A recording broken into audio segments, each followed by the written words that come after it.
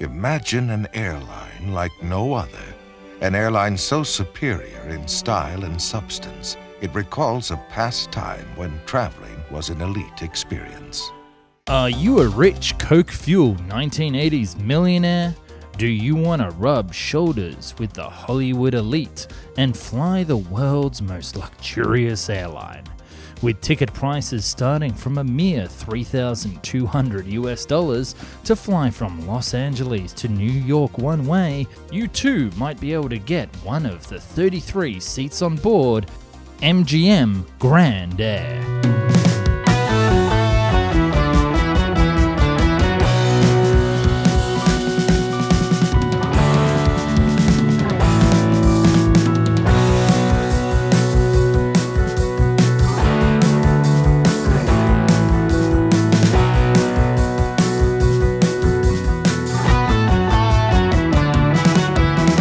The US 1980s aviation market deregulation was a fascinating time to be alive, because now that ticket prices were totally unbundled, the industry in North America saw an explosion of carriers catering to many different niches, such as wacky low-cost operations like People's Express, a less-than-presidential shuttle service, and even one that was smoker-focused. As in, every passenger on board got a free pack of cigarettes. But no other airline is as strange as the MGM Grand Air, an airline run by a casino magnate that tried to combine transcontinental service and the private jet experience, and ultimately was a colossal failure. This is the story of MGM Grand Air. Imagine no more. MGM Grand Air is here. Our story begins with a man whose name is a little bit strange to pronounce, Kirk Kerkorian. Kirk had plenty of experience operating aircraft, having flown them during the war, and had made a small fortune afterwards by selling old military aircraft in the early 1950s. His success led him to run his own charter airline called Trans International Airlines that focused on the very lucrative destination Las Vegas trade, ferrying high rollers to the desert paradise. He quickly realized that while his tickets were expensive, it was nothing compared to what these gamblers were willing to spend at the tables, and thus, by the 1960s, he sold his charter airline and rolled out his own casino on the Las Vegas Strip. He would then go on to buy the famous MGM movie studio by 1969, and then incorporate the name into his desert destination. This hotel would be colossal, setting records left, right, and center, including up to 2,000 hotel rooms. But our Kirk wasn't done yet. He returned back to the aviation world only a few years later with a plan to create a luxury commuter carrier, bringing the experience of the MGM resort to the air. The plan was as follows. This airline would operate exclusively between New York's JFK Airport and LAX in Los Angeles, with an occasional service between LAX and Las Vegas for particular high rollers. This airline would begin with a humble fleet of 3 Boeing 727s for the transcontinental journey. These planes would be fitted out completely in a first-class configuration, with only 33 passengers per aircraft, and 5 flight attendants to look after them. Excessive, but only the beginning for this carrier. Passengers would be treated to leather swivel chairs and meals served on the very best china. There was even a private business center with a fax machine on board, stand-up cappuccino bar, oversized lavatories, sleeper recliners, and even staterooms that could be converted into beds. Also make into queen-size beds on demand. Try finding that in any average airline. passengers would be driven to the plane in a fancy limo. They wouldn't have to line up, nor would they have to pay any extra for luggage, something that we rarely see today in our own transcontinental journeys.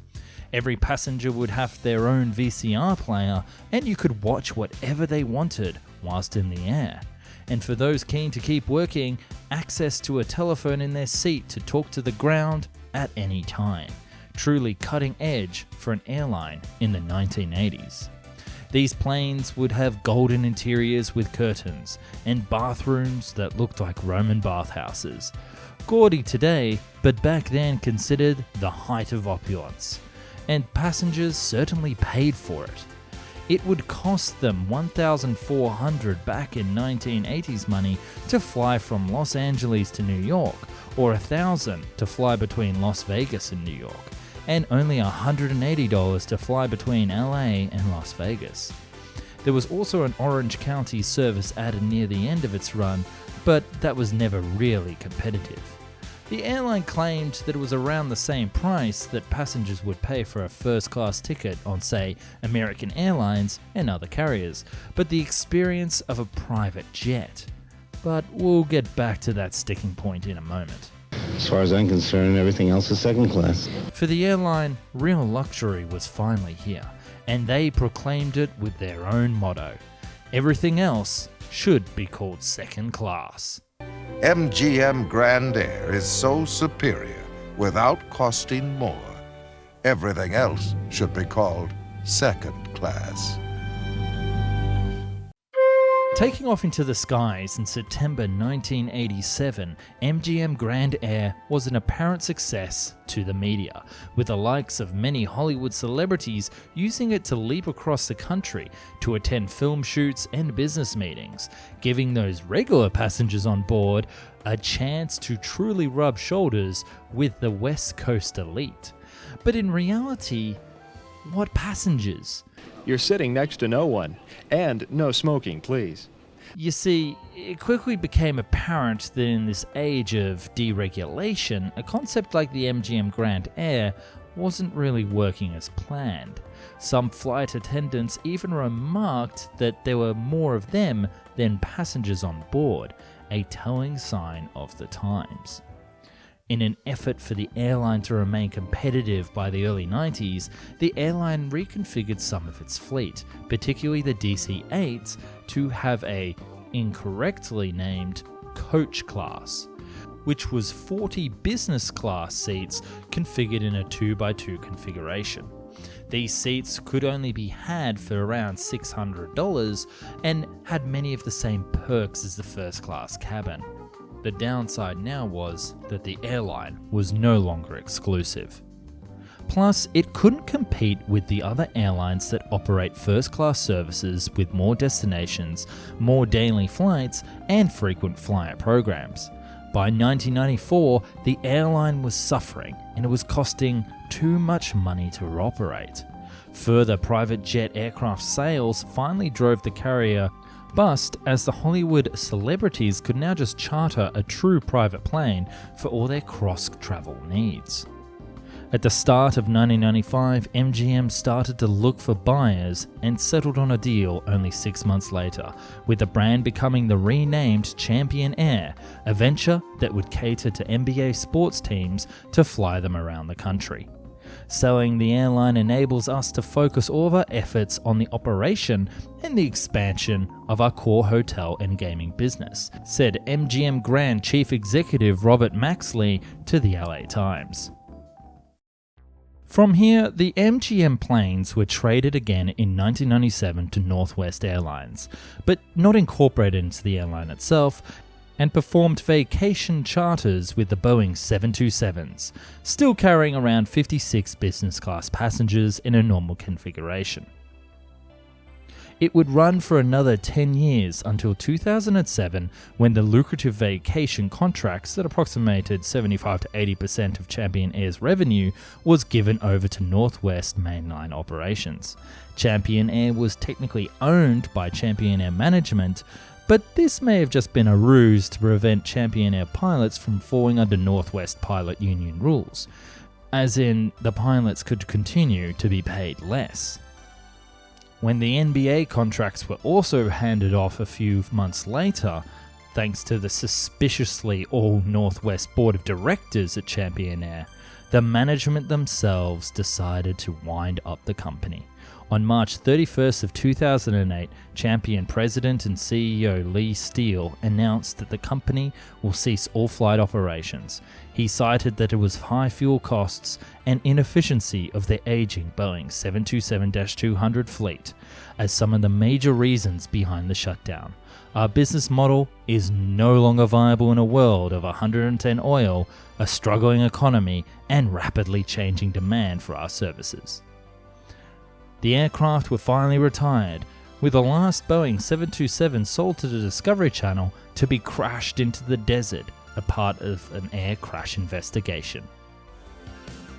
MGM Grand Air was a fascinating airline that only exists thanks to the deregulation and the dreams of those opulents that flew. It was loved by celebrities, and it was possibly the most American 80s thing you can ever imagine.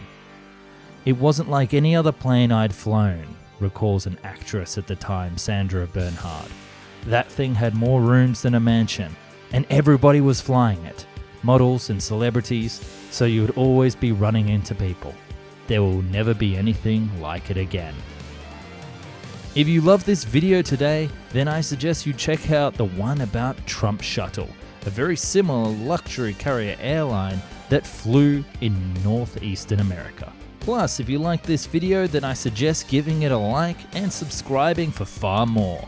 And for those who are looking to support the channel further, we have a fantastic Patreon here that you can go and check out.